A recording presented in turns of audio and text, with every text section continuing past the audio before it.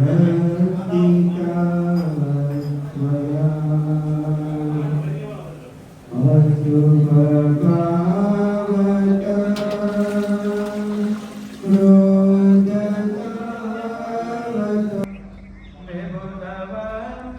આવી ગયા છે આ બોડેલી બીએપીએસ સ્વામિનારાયણ મંદિર બોડેલીમાં. કાલે પ્રાગટ્ય દિવસ હતો અને એની આરતી ને બધું આજે છે. આજે આ સોમવારનો દિવસ છે 23 તારીખ અને આપણે આવી ગયા છે આ બોડેલી. ખૂબ સરસ આ મંદિરનો નજારો છે. આ જુઓ, બહુ જ મસ્ત છે. સવારની આરતી થાય છે અને કીર્તન થાય છે. તો આ તમે જુઓ, મસ્ત મજાના પક્ષીઓ ઉડી રહ્યા છે. સરસ મજાનું મંદિર દેખાય છે. તો આપણે ભગવાનના દર્શન કરશું અને આમાં આપણે જોડાશું. તો તમે પણ અમારી સાથે જોડાઈ લેજો અને આરતીનો લાભ લેવા વિનંતી. જય સ્વામિનારાયણ.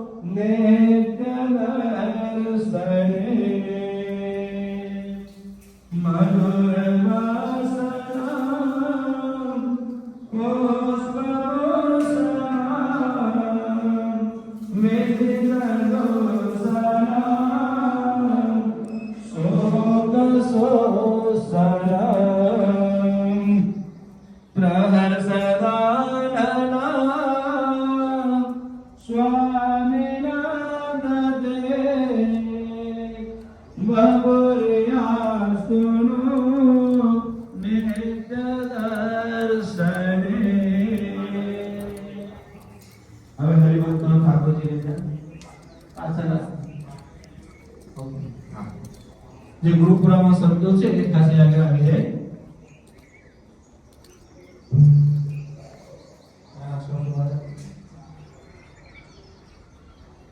કુસુમ સે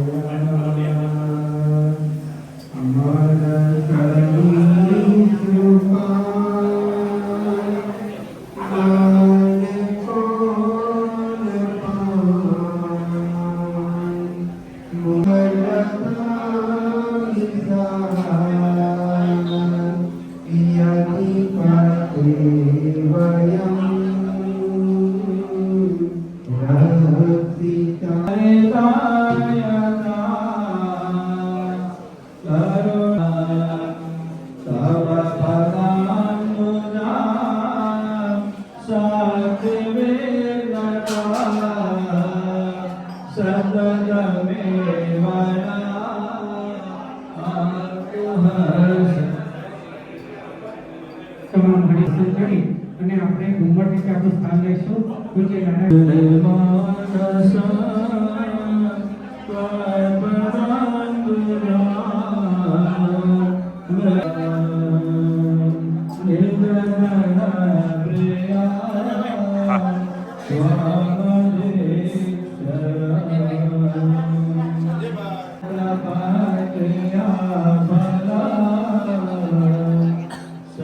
સદાનંદ ગુરુ પદે સદા કરુણામય દારુલોચના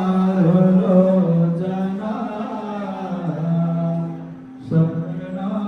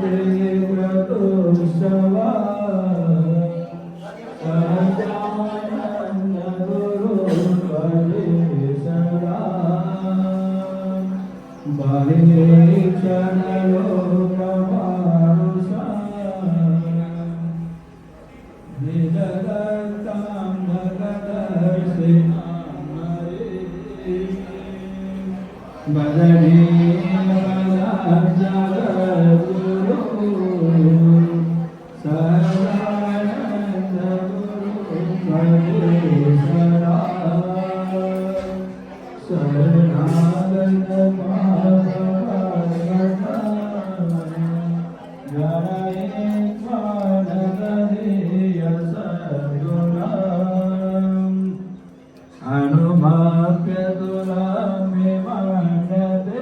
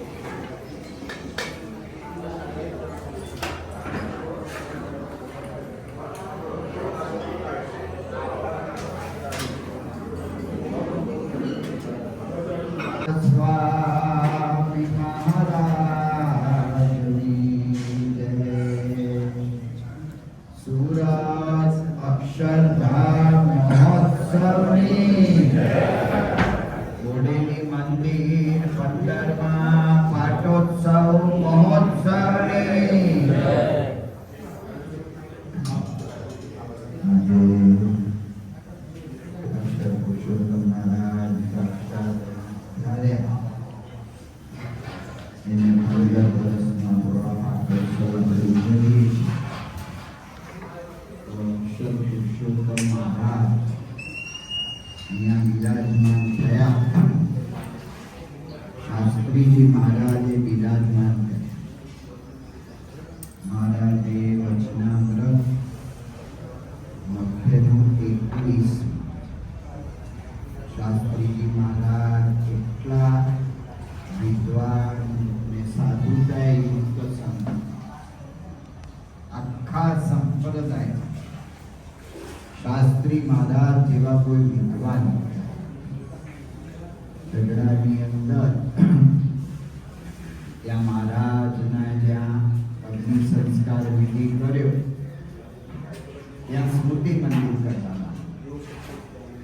તે સ્મૃતિ મંદિરની પ્રતિષ્ઠા, એના પછી સભામાં મહિધર શાસ્ત્રી એ નામના વિદ્વાન પંડિત આવ્યા અને મહિધર શાસ્ત્રી એને કહ્યું કે મારે તમારામાં વિદ્વાન કોણ છે એની સાથે શાસ્ત્રાર્થ કરો. શાસ્ત્રાર્થ થાય એટલે તો પણ સામ સામી દલીલો અને તર્કોની આમ સામ સામી ચડી બોલાય. અત્યારે હું બોલ્યા કરું, તમે સાંભળ્યા કરો, તમે કાંઈ પ્રશ્ન એ સાંભળો ને હું જે બોલવું એ બોલું. પણ શાસ્ત્રાર્થમાં એવું ના, ત્યાં તો સામે બરાબર નામી નામનું સૂત્ર છે. તો હું એ વ્યાકરણ ભણેલો છું પણ મને કશું ફાવતું નથી. પણ નામી નામનું સૂત્ર છે એની ઉપર પ્રશ્ન પૂછ્યો. શાસ્ત્રી મહારાજે તડાપ ફળી બોલાવી અને જે જવાબ આપ્યા ને, મહિધર શાસ્ત્રી હાથ જોડી ગયા. સ્વામીના ગુરુજી રંગાચાર્ય સાથે હતા. રંગાચાર્ય કહ્યું કે અસ્મિન સંપ્રદાય એકમેવ, આ સંપ્રદાયમાં વિદ્વાન પંડિત એક જ છે. કોણ? શાસ્ત્રી યજ્ઞ પુરુષદાસ. તો આવા સ્વામી વિદ્વાન એટલા જ સાધુતા. વડતાલના કોઠારી ગોરધનભાઈ આદિ આચાર્ય રઘુવીરજી મહારાજના વખતના કોઠારી. આચાર્ય રઘુવીરજી મહારાજ ધામમાં ગયા, ભગવત પ્રસાદજી મહારાજ પધાર્યા, કોઠારી ગોરધનભાઈ. ભગવત પ્રસાદજી મહારાજ ધામમાં ગયા, વિહારીલાલજી મહારાજ બિરાજ્યા આચાર્ય પદે, કોઠારી ગોરધનભાઈ. કોઠારી બદલાય નહીં. કેટલું બધું ઓલું કે ભાઈ ચીમનભાઈના રાજ્યમાં કોણ સેક્રેટરી હતું કે આ લહેરી. પછી કેશુભાઈના વખતમાં કોણ કે લહેરી. એ વખતના બધા વલ્લભ વિદ્યાનગરના સ્થાપક ભાઈ કાકા એ વખતે યુવકમાં હતા પણ શાસીમાનો સમાગમ કરવા આવ્યા. મોટા મોટા બધા આવે. તો એમાં ત્યાં નડિયાદના દોલતરામ કૃપારામ પંડ્યા, નડિયાદમાં એ વખતે 12 સાક્ષરો કહેવાતા. ગોરધનભાઈ કોઠારી સરસ્વતી ચંદ્ર નવલકથા લખી, એક સાક્ષર. એવા 12 સાક્ષરોની ભૂમિ નડિયાદ કહેવાય. અત્યારે ત્યાં હમણાં છેલ્લે હું ગયો તો નડિયાદ, ત્યારે આપણે ગયા નથી પણ વાત સાંભળી કે નડિયાદના મ્યુનિસિપાલિટીએ કંઈ હેરિટેજ કરીને આખી એ બધા પંડિતો જ્યાં રહેતા હતા ને એ ગલીને હવે એમને એમ રાખી છે કે બધાને ભવિષ્યમાં ખબર પડે. એવા દોલતરામ કૃપાશંકર પંડ્યા સાક્ષર કહેવાય. વડતાલથી સ્વામી નીકળ્યા એટલે બધા એને એવું સમજાવ્યું કે સ્થાન ભ્રષ્ટાન શોભંતે દંતા કેશા નખા નરા. સ્થાન ભ્રષ્ટ થાય, એક વ્યક્તિ કોઈ પણ સ્થાન છોડે એટલે શોભે નહીં. કેવી રીતે કે દાંત આપણને કેટલો વાલો હોય, રોજ બ્રશ કરીને મારતો કરતા, એને કઈક થાય એટલે તરત સાફ સૂફી કરાય. પણ એક વખત દાંત તૂટી ગયો પછી નખ એ નેલ પોલિશ કરે, લાલ કરે, પીળા કરે, લીલા કરે, ઘણું બધું બને. પણ એક વખત નખ કપાઈ ગયો એ વાળને શેમ્પુ લગાવી લગાવીને પૂરા માખણ જેવા રાખ્યા. એક વખત કપાયા, ફેંકી દીધા. એમ આ શાસ્ત્રીય અગ્નિપુરુષ સ્થાન છોડી દીધું વળતા, એટલે હવે નાશ થયો. એટલે દોલતરામ કૃપાશંકર પંડ્યાએ કોઈ દિવસ શાસ્ત્રીમાનો પછી સમાગમમાં નહીં આવ્યો. એમાં સ્વામી પધાર્યા નડિયા. એને એમ થયું કે શાસ્ત્રી અગ્નિપુરુષ દાસ આટલા સાધુતા વાળા, આટલા વિદ્વાન, એમને સ્થાન છોડે નહીં. પૂછ્યું સ્વામી કે વડતાલ તમે કેમ છોડ્યું? અને એ વખતે શાસ્ત્રીજી મહારાજે મધ્યનું 21મું વચન, જેવું પરોક્ષ દેવનું મહાત્મ્ય સમજે એવું જ પ્રત્યક્ષ આવી રીતે ભગવાન ને એના ભક્ત એનું મહાત્મ્ય સમજે તો કલ્યાણનો મુદ્દો હાથ આવ્યો. પૈસા એટલા ભગવાન નથી કહ્યું. જેમ તમે કૃષ્ણ ભગવાન સાથે રાધાજી પધરાવો છો, શું કામ? રાધાજી જેવા ભક્ત થઈએ તો કૃષ્ણ ભગવાન ગમે. જેમ નારાયણ સાથે લક્ષ્મીજી પધરાવો, જેમ તમે આવી રીતે રામચંદ્ર ભગવાન સાથે સીતાજી પધરાવો, તો એવી રીતે મહારાજ પોતે ભગવાન તો એના ભક્ત પધરાવા જોઈએ ને. વડતાલનું 5મું વચનામૃત. નિત્યાનંદ સ્વામીએ પ્રશ્ન પૂછ્યો, 100 જન્મે શુદ્ધ થનારો હોય એ આને આ જન્મે થાય? એટલે નો જ થાય. તરત આપણે કહીએ 100 જન્મે જે શુદ્ધ થવાનો આને આ જન્મે થાય? ન જ થાય ભાઈ. પણ નિત્યાનંદ સ્વામીને વિશ્વાસ કે મહારાજ સાક્ષાત પરબ્રહ્મ પુરુષોત્તમ નારાયણ, બધું અશક્ય શક્ય થાય, સમર્થ શું ન કરે પ્રભુ પલમાં ચાહે શું, બધું કરી શકે. આજનો પ્રશ્ન આને આપણે આમ સમજવા માટે સ્થૂળ દ્રષ્ટિએ જોઈએ. કોઈ પણ આપણે મકાઈના દાણા વાવીએ છે ખેતરમાં, અહીંયા મકાઈ વધારે થાય લેનમાં, તે એક વખત રોપી આવે, દાણા વાવી આવે, એ ક્યારે મોલ થાય? 3 મહિને 3.5 મહિને થાય. આપણે જૂન મહિનામાં, શ્રાવણ અષાઢ મહિનામાં વાવે તે શ્રાવણ ભાદર અને આસો આવે ને ત્યારે ડુંડા થઈ જાય, 100 દિવસે થાય, લગભગ 90 થી 100 દિવસ લાગે છે. તો એવી કોઈ પ્રશ્ન પૂછે કે મકાઈનો દાણો આજે વાવીએ, કાલે ડુંડું થાય? એટલે નો થાય. ડુંડું કાલે આવે જ નહીં. મહારાજ કે આવે એટલે કેટલું આવે? મહારાજ કે જેવો મહિમા મારો સમજો, એવા જ મારા મુખ્ય ભક્ત, અનાદિ ભક્ત, અનન્ય ભક્ત, એનો મહિમા સમજો. જેવી મારી સેવા કરો એવી રીતે એની સેવા કરો. જેવી રીતે મારું ધ્યાન ને માનસી કરો છો એવી રીતે એમના ધ્યાન ને માનસી કરો. જેવી રીતે મારા માટે થાય ને બધું ધરાવો છો, ફળ ફળાદી ને બધું, એવી રીતે એની કરો. મહારાજ કે 100 જન્મે સિદ્ધ થનારો ને આને આ જન્મે થાય. હવે 100 જન્મે જે પાક થવાનો હોય ને આને આ જન્મે થતો, એવું ખાતર કોઈ આપતું હોય લઈએ જ ન હોય, અને મફત આપતું હોય તો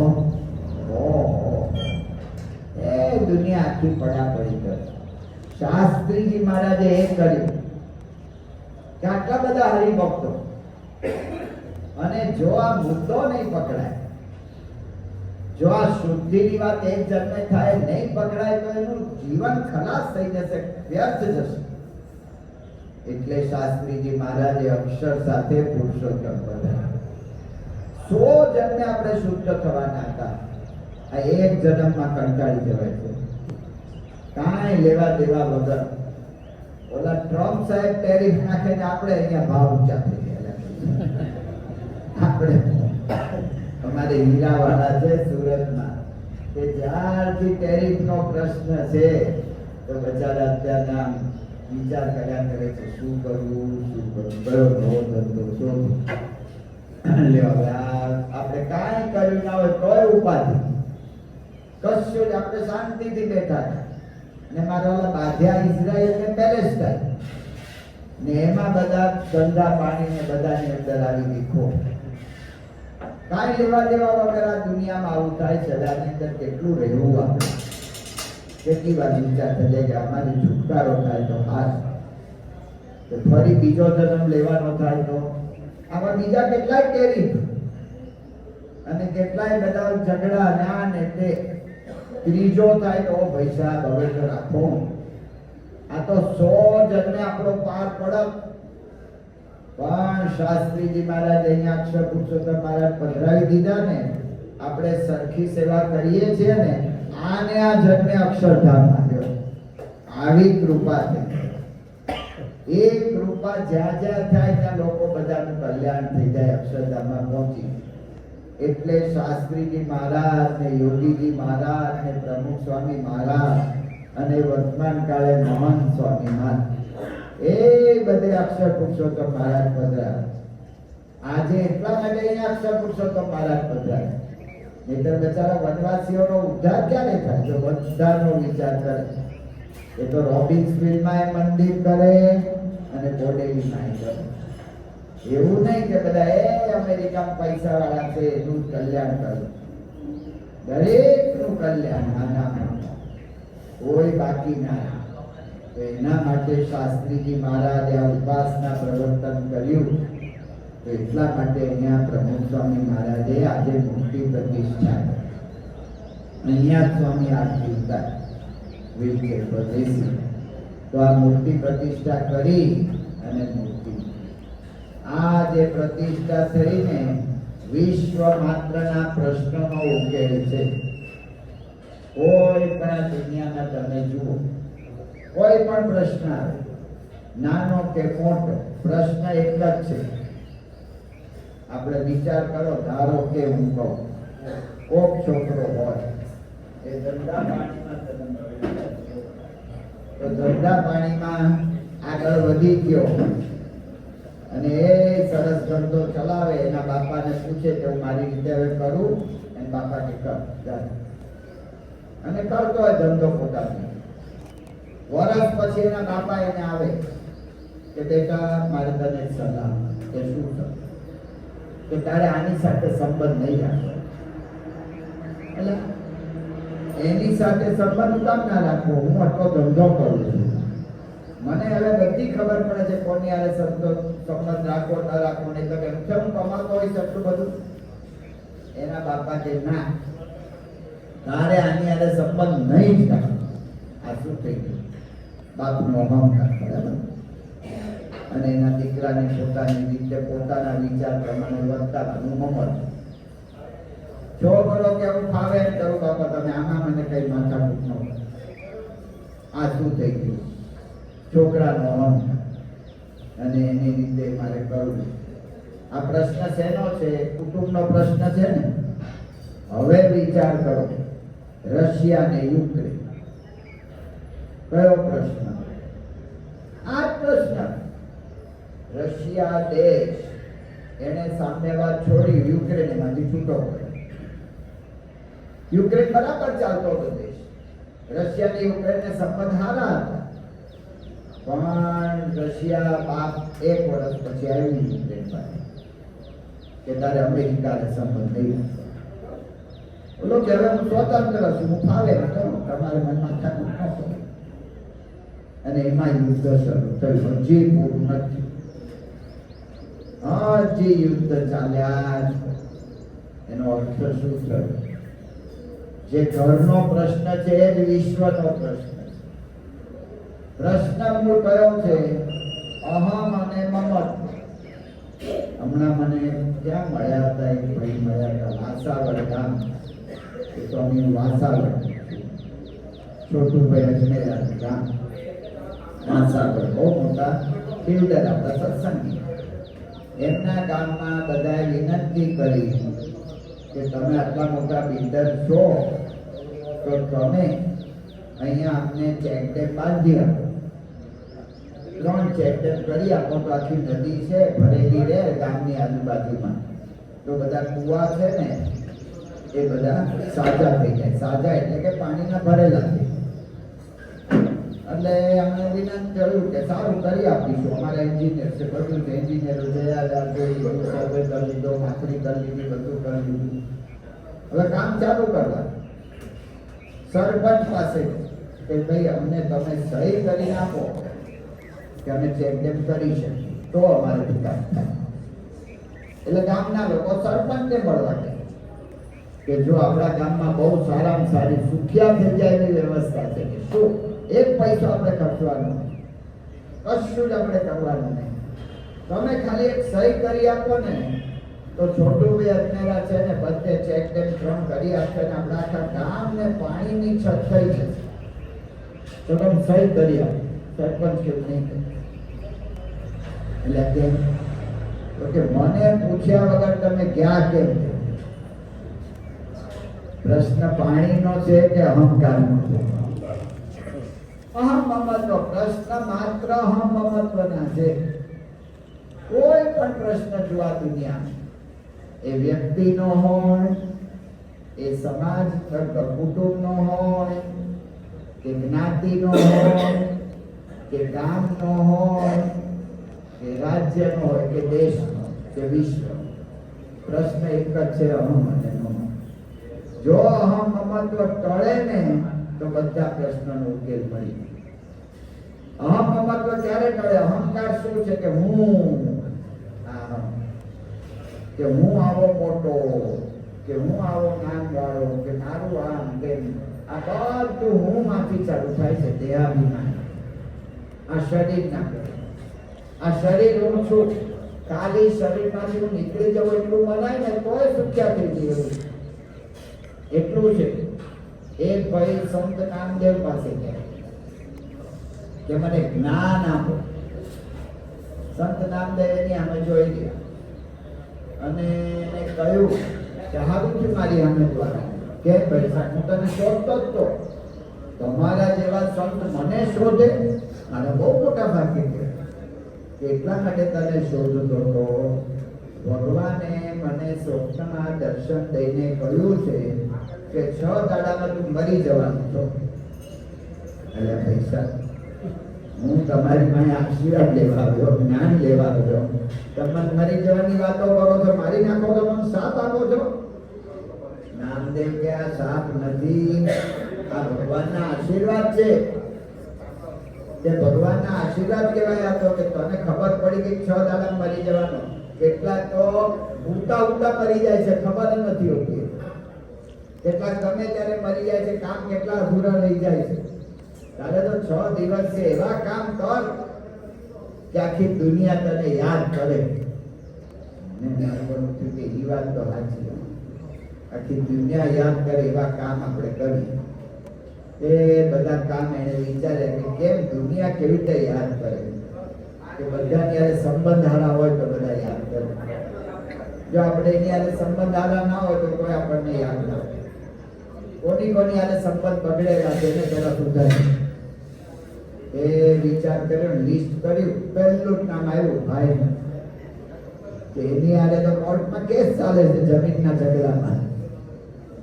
ભાઈ આગળ ગયો કે ભાઈ સાહેબ હવે હું મરી જવાનો 6 દિવસમાં આપણે સમાધાન કરીએ. મારે ક્યાં જમીન લઈ જવી, તારે કેટલી જોઈએ છે લઈ જા, હું તને સહી કર. તું ખાલી એટલું મને કહી દે કે તું મારા પર રાજી છે. જા, તને હું કહું છું કે હું રાજી છું. તું મરી જઈશ ને તારી ઠાઠડીને નનામી હું તારી નનામીને કાંધ હું આપીશ. હું મારા કાંધે તારી નનામી લઈશ. બસ સારું કહેવાય. રાજી થઈ ગયા. જેની યારે સંબંધ બગડેલા બધાને મળે અને માફી માંગી લે એટલે બધા રાજી થઈ જાય. 4 દિવસમાં તો શાંતિ થઈ જાય. એ બધા મારા પર રાજી ને હું બધા પર રાજી. કોઈને મારી યારે દ્વેષ નહીં ને મારે કોઈને યારે નહીં. આનંદ. પણ જેમ અંતરદૃષ્ટિ વધારે કરે તો વધારે સૂજે. એને વધારે અંતરદૃષ્ટિ કરી તો સૂજ્યું કે મારવાનું બહાર તો બધાની આગળ માફી માંગી. પણ આપણા પત્નીને તો આપણે આખી જિંદગી કટકટ કર્યું છે, એની તો માફી માંગી નથી. એટલે એના પત્નીને બોલાવે એને બૈરા કે જો મહિના ઘરના સંસાર છે, આ તો સંસ્કારે આપણે ભેગા થઈ ગયા, હવે હું જવાનો, પછી તમે ક્યાં ને હું ક્યાં આપણને ખબર નહીં પડે. કદાચ ભવિષ્યમાં ભેગા થઈ ગયા તોય ઓળખીશું નહીં એકબીજા. આ તો હવે પછી જીવ જ રહ્યો, તે તો રહ્યો નથી, તો ક્યાંથી ખબર પડશે? એટલે મારે તમને એક વિનંતી છે કે હવે 2 દિવસ પછી હું મરી જવાનો. તમે ખાલી મેં તમને બહુ અત્યાર સુધી હું વધ્યો છું, એક વખત એવું બોલ દો માં, એટલે મને શાંતિ થઈ. એના બૈરા કે રવા દો ને, આવી બધી વાતો મને ગમતી નથી. ગમે ન ગમે હવે મારે જવાનું છે પૈસા, હવે માફ બોલી દો. એના પત્ની કે જ્યારથી લગ્ન થયા ને ત્યારથી રોજ માફ જ કરું છું, જે તમારી યાર રહેવું હતું કોણ બીજું. બૈરા એ માફ કરી દીધા, આનંદ થઈ ગયો. એમાં એને વિચાર આવ્યો મારો 2 દાડા બાકી છે, હજી કંઈક એવું આયોજન કરીએ કે બધા આપણને યાદ કર્યા. એમાં વિચાર આવ્યો કે આપણે ભગવાનની મૂર્તિ પધરાવીએ, સભા ગોઠવીએ, પછી એની અંદર હું ભગવાનની આરતી કરું, બધાને પેંડા વહેંચું, અને પછી છેલ્લે જય સ્વામી, જય સ્વામી, જય સ્વામી, જય સ્વામી, જય સ્વામી કહેતો અને જોબ કરતો પડું. મારવાનો મર્યો પણ ખરો મર્યો, આના જેવો મરતો હજી આપણે જોયો નથી. એટલે ખરેખર મર્યો ને.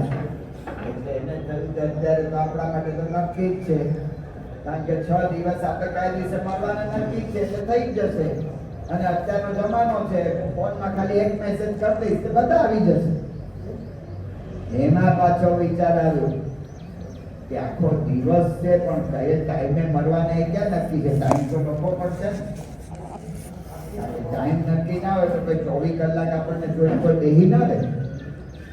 એટલે એને વિચાર આવ્યો કે સંત નામદેવે આપણને તારીખ આપી દીધી છે, તો સમય આપી દેશે. દિવસ આપ્યો છે. સંત નામદેવ પાસે પાછા ગયા, બહુ કૃપા થઈ. તમે કહ્યું ને હું મરી જવાનો છું, બસ મારા બધા હિસાબ, તો મારા બધા હિસાબ કે છે પૂરા થઈ ગયા. મરી જવાનો છું એ કહ્યું, મારા બધા હિસાબ પૂરા થઈ ગયા. હવે કોઈને મારા પર કઈ માથાકૂટ નહીં, મારે કોઈને માટે નહીં, આનંદ થઈ ગયો. બહુ સારો ઉપાય બતાવ્યો. હવે ખાલી મારું છેલ્લું આયોજન આવ્યું છે કે આમ લોકો આમ જુએ ને મને યાદ કરતા રહે, મારવાલો મર્યો પણ ખરો મર્યો. આના જેવો મરતો આપણે જોયો નથી, તો તમે એમાં ભળો અને મને સમય આપી દો. નામદેવની સામે જોઈ જાય કે તું મરવાનો જ નથી. એટલે પૈસા તમે મને કહેતા હતા કે મરી જવાનો છું, એટલે મારા હિસાબ બધા પૂરા કરી દીધા મેં. કે તું નહોતો કહેતો ના કોઈ આજ્ઞા, આ દેહ હું નથી એટલું જ મનાય ને તોય પ્રશ્ન ઉકલી જાય છે. ગમે એવા ઝઘડા હોય ને, મરણ પથારી માણા હોય ને, તરત બધું મૂકી દે. તો હું તો દેહ નથી. મહારાજે કહ્યું કે હું તો આત્મા છું. મારું સ્વરૂપ તો સાક્ષાત આ ગુણાયતાન સ્વામી મહંત સ્વામી મહારાજ છે. આ મનાઈ જાય તો કેટલી જીવનમાં શાંતિ થઈ જાય. તો એટલા માટે આ અક્ષર પુરુષોત્તમ મહારાજ પધરાવ્યા ને આખા વિશ્વના પ્રશ્નોનો ઉકેલ છે. આ કાંઈ બોડેલીમાં આટલું મંદિર કર્યું એટલો ઉકેલ નથી. આ દુનિયાના કોઈ પણ પ્રશ્ન લાવો, એનો ઉકેલ આ છે. એનો ઉકેલ આ અક્ષર પુરુષોત્તમ જ્ઞાન. તો આખા વિશ્વ માત્રના પ્રશ્નોનો ઉકેલ આજે પધરાવ્યો પ્રમુખ સ્વામી મહારાજ. શાસ્ત્ર માત્રનો સાર પધરાવી દીધો. અને આ વાતો ખાલી કલ્પનાની નથી. આજે મહાન સ્વામી મહારાજના જીવનમાં પ્રત્યક્ષ દેખાય છે કે આ સ્થિતિ એવી કોઈ ભોગવી શકે છે. અને એટલું નહીં, એવા અનન્ય હરિભક્તો હોય એના જીવનમાં પણ આ જ્ઞાન ઉતર્યું છે તો આનંદ શાંતિ છે. તો એવું મોટું કામ આજના દિવસે થયું છે, એને વધારવા આપણે ભેગા થયા છીએ. તો મહારાજ સ્વામી, પ્રમુખ સ્વામી મહારાજ, મહંત સ્વામી મહારાજના ચરણોમાં પ્રાર્થના કરીએ આ જ્ઞાન આપણા જીવમાં ઉતરે. અહીં તો અક્ષર પુરુષોત્તમ મહારાજ બેસી ગયા મંદિરમાં, હવે હૃદયમાં બેસી ગયા અને એ અખંડ અક્ષર પુરુષોત્તમ અક્ષર પુરુષોત્તમ અક્ષર પુરુષોત્તમ આનંદ લીધા જ કરીએ એવી આપણી સ્થિતિ થાય એ મહારાજ સ્વામી, પ્રમુખ સ્વામી મહારાજને નમસ્કારના ચરણોમાં પ્રાર્થના. શ્રી સ્વામિનારાયણ ભગવાનની નિષ્પાપો નિર્ભય સુખી અક્ષર ગુરુ યોગેન સ્વામિનારાયણાશ્રયાત.